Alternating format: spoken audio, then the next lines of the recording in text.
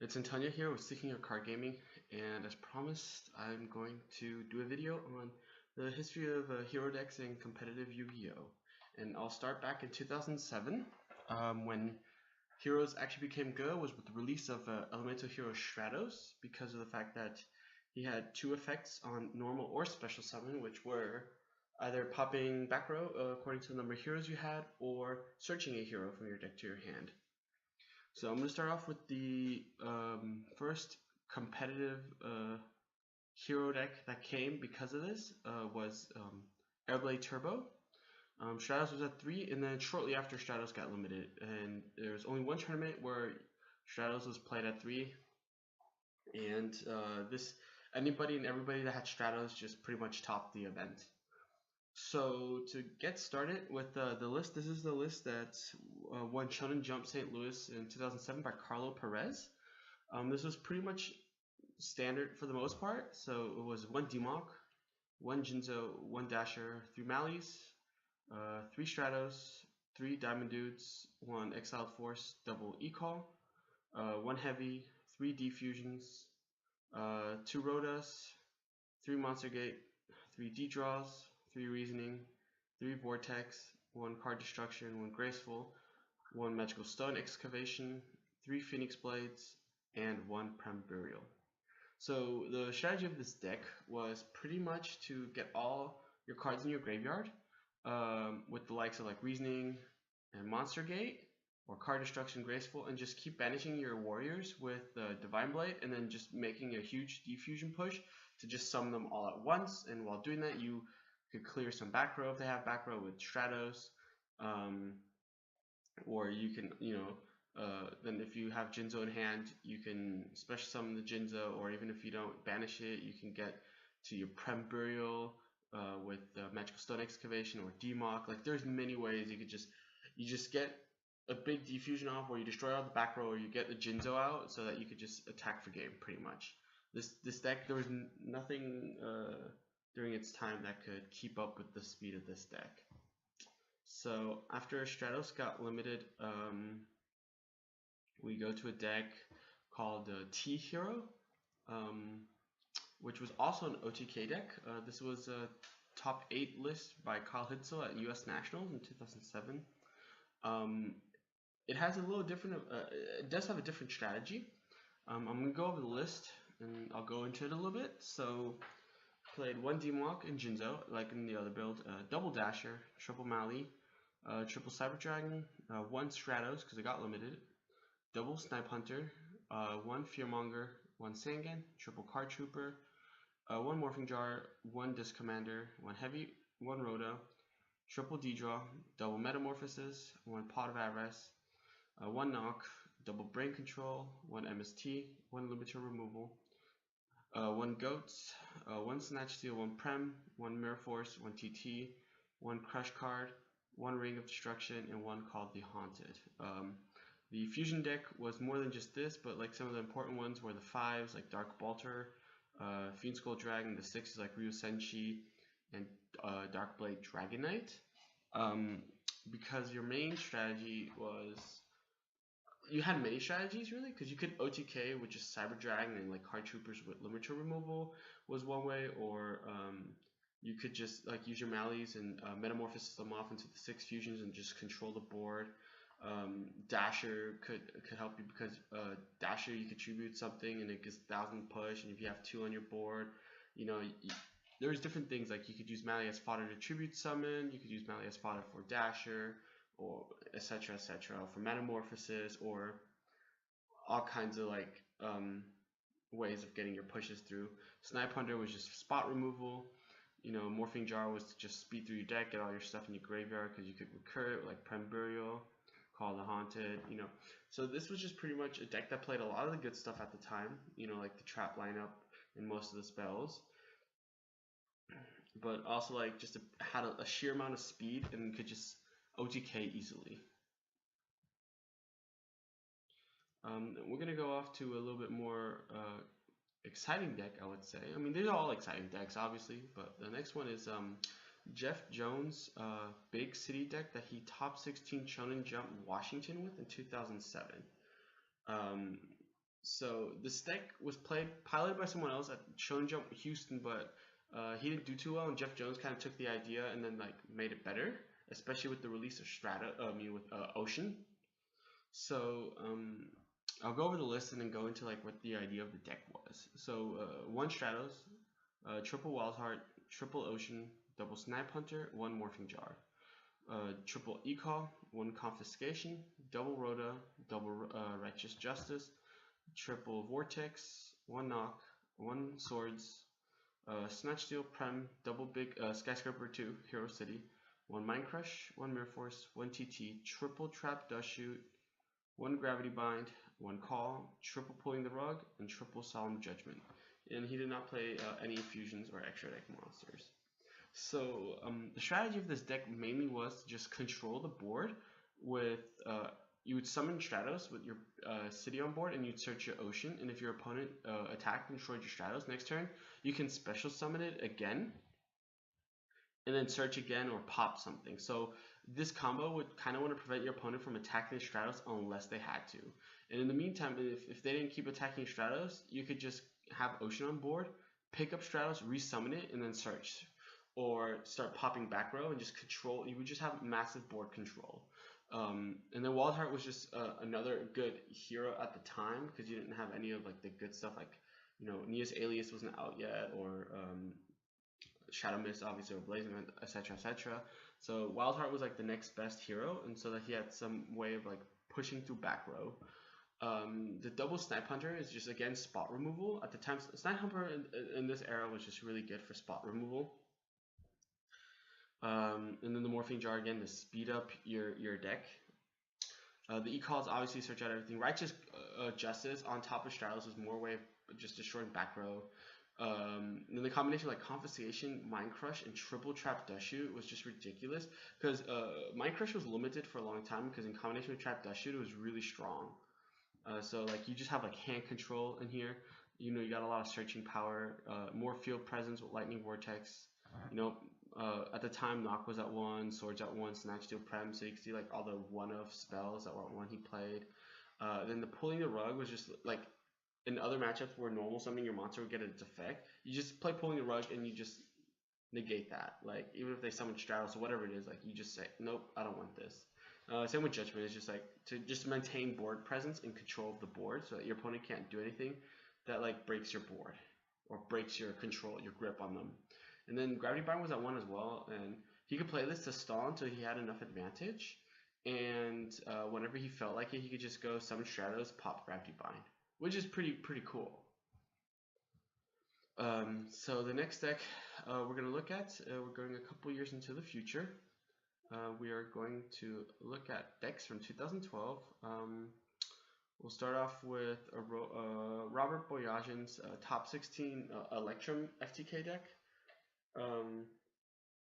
So this deck's probably a little familiar for some people. The main win condition of this deck was to fusion summon out Electrum by banishing its materials, do its effect, recycle,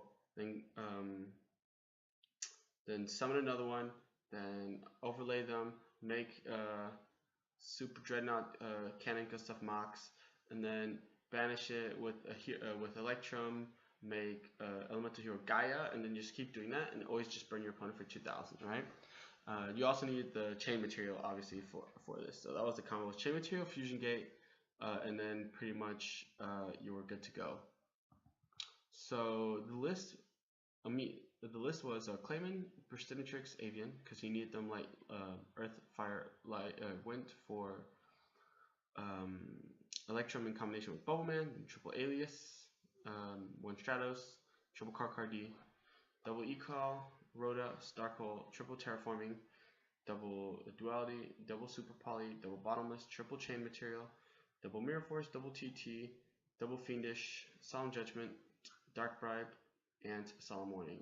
The extra deck was triple Electrum, 1 Tornado, 1 Nova Master, triple Shining, 1 Escuridiao, double Ab-Zero, double Gaia, Gustav Max, and Dweller. So I already explained to like what the FTK was, but so in the end, if he couldn't get to the FTK, he had other ways because he could still play through Super Poly and just go on to his Shinings, or just fusion gate his E-heroes into like some of the other heroes to control that way, and at least he could still win the game without the FTK. So that's why like this deck had like two ways of going about it. And then another deck from 2012 was Hero Beat. This was Giorlando's top 4 at White States Long Beach in 2012. So the list was double King Beast King Barbaros, triple Alias, 1 Endymion, double Ryo, 1 Stratos, double Ecall, 1 Heavy, 1 Rhoda, triple Miracle Fusion, 1 Dark Hole, 1 Monster Reborn, triple Pot of Duality, 1 Book, triple Gemini Spark, double Hero Blast, 1 Mirror Force, double TT, 1 Starlight Road, double Deep Prison, double Skill Drain, 1 Judgment, double Bribe, and double Warning. Extra deck was Tornado, double Nova Master, triple Shining, double Ab-Zero, 1 Gaia, 1 Stardust, 1 Ray, 1 Utopia, 1 Blade Armor Ninja, 1 Asap Golem, and 1 Zen Mains. So the strategy behind this deck pretty much was you could summon the King Barbaros under Skill Drain, and it'll be 3000 beat stick.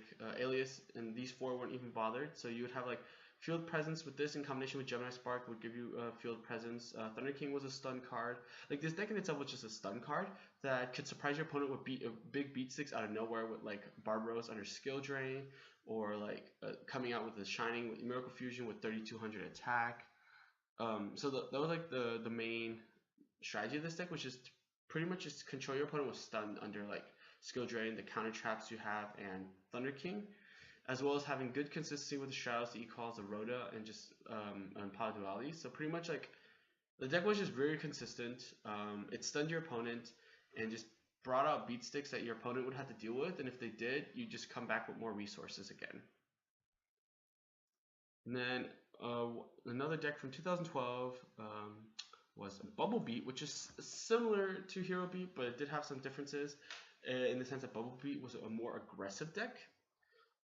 So you have triple Neos Alias. This was a Rodrigo Togores list from YCS Tulhouse in 2012, where he got top 16. So it was triple Alias, Stratos, triple Bowman, triple Ecall, Heavy, Rhoda, triple Miracle Fusion, Dark Hole, Monster Reborn, triple Pot of Duality, double MST, Book, Chalice, triple Gemini Spark, double Blast, 1 Mirror Force, double TT, Starlight Road, double Deep Prison, double Fiendish, Judgment, and double Solemn Warning. The extra deck was Tornado, double Nova Master, triple Shining, double Ab-Zero, 1 Gaia, 1 Stardust, 1 Utopia Ray, double Utopia, and double Blade Armor Ninja. The strategy of this deck was pretty much normal summon one of these guys, set all your hand, activate E-Call or Rhoda, search Bowman, and then you could overlay, go to Blade Armor Ninja, and later on in the game, Miracle Fusions would give you like a lot of big pushes, because you could just come out with a Shining and then like a Blade Armor Ninja combination, etc., and you'd just be able to just do massive amounts of damage to your opponent. There's even an OTK in this deck with Stratos in combination with Monster Reborn. It's 2 1-ups, which one you could search out really easily. So if you open Monster Reborn, the way to get to your Stratos, you had an OTK. But this deck was also had a controlling aspect, obviously, with all the back row plays, but it had a more aggressive pushes than like Hero Beat did, just because of the more focus on like getting out like Blade Armors and Utopias, and like getting out your bigger fusions. So the next deck we'll talk about will be Matthew Mills, the British hero. He top 32'd at the European WCQ in 2015 with a Dark Claw Turbo practically, because with the release of Shadow Mist and Dark Claw in the structure deck, heroes got like new breath of life after the banning of Stratos. So I'm going to go over his list. You got 1 Alias, double Goblinberg, triple Mist, double Sodomothermonk, double Bobbleman, triple Hero Lifts, Regeki, triple Rhoda, triple Upstart, Mass Charge, double MST, Book of Moon, triple Mass Change, double Lands, Bottomless, Mirror Force, Compulse, Vanities, Oasis, double Chain, triple Call, and 1 Warning. Extra was 1 Enki, 1 Acid, 1 Koga, triple D-Law, 1 Rachna 0, 1 Ninja, 1 Ana Arc, 1 Castell, 1 Gargaga Samurai, 1 Roach, 1 Exciton, 1 Emerald, and 1 Dweller. So this deck main strategy was Special Summon Shadow Mist, search Mass Change, in your opponent's turn, Mass Change into Dark Law, get a search, and just control, make sure Dark Law stays on the board with like negating stuff with like Fiendish Chain, protecting him with like lands, you know, use some back row traps like the Mirror Force or like Vanities, like yeah, different ways of protecting him, or if he did die, you could get him back with like the Call or the Oasis, even though also you could just do Oasis, Call, get back Shadow Mist, search Mass Change your turn, make a Dark Law, get a search, or in your turn, make Enki, get a search, attack with Enki, search another Mass Change, and then make Dark Law. So that was pretty much a strategy. So Summoner Monk got you Shadow Mist out of the deck, and when you had him on your opening hand, Goblin Bird got him to you onto the field.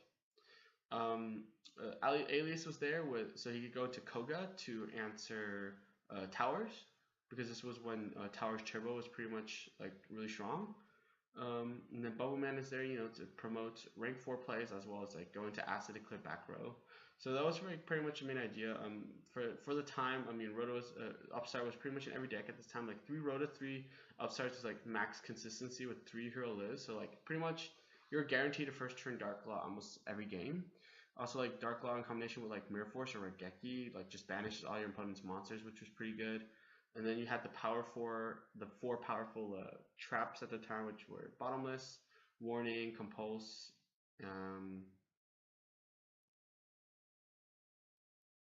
which one's missing? Torrential. He's not playing Torrential Tribute. Okay. So yeah, so he has 3 of the 4 powerful ones, and then Vanity's Emptiness was just pretty busted too. So then we'll go and move on to 2016. This is Roman Kaiser's top 16 list at Weiss's Bochum 2016. This is pretty much like the modern version, I guess you could say, in quote, the Bubble Beat, but it was more of a Toad Heroes. Pretty much what you do is you made Dark Claw with Toad and just protect the Dark Claw again, but this was a little bit more protection.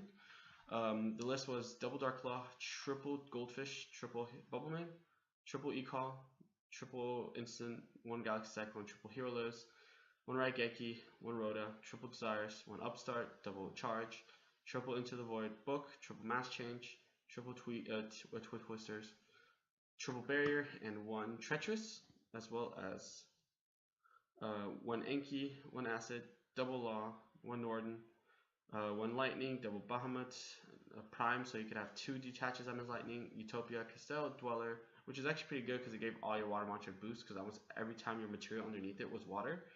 1 Rafflesia, and 2 Totally Awesomes. So pretty much what you would do is you go Tin Goldfish, Special Shadow Mist, search Mass Change, set your stuff, use E-Call Rhoda, search Bubbleman Special, overlay the Goldfish and the Bubbleman for Bahamut Shark, Detach, Special Toad, set Mass Change your opponent's turn, activate Mass Change, search for another Bubbleman or whatever you wanted to do, make Dark Claw, so now you have Dark Claw Bahamut Toad. If you use Toad to negate, Toad goes to the graveyard, Toad's triggers, you can put it back into the extra deck, and then you can go Bahamut Shark next turn and get back your Toad, and then if your Bahamut Shark died, you set another one, and you just keep doing that. It was pretty crazy, just keep protecting, and then it was just pretty much turbo. Desires, get to your stuff. Instant Fusion, if later on in the game, you could go Instant, Norden, Special Bubbleman, get Dweller if you need to, Castell, Bahamut if you want to go into that, or go into Utopia. Like this deck had so much control. It was so ridiculous. It was so much fun playing this deck. Then we will go to yeah, so that was it for this video. I will keep I'll start doing a series on more fun variants of heroes that also had some decent showings in competitive play but weren't as good. But I wanted to first go over decks that actually topped major events. So I hope you guys enjoyed the video. Hit the subscribe button. Please support us. And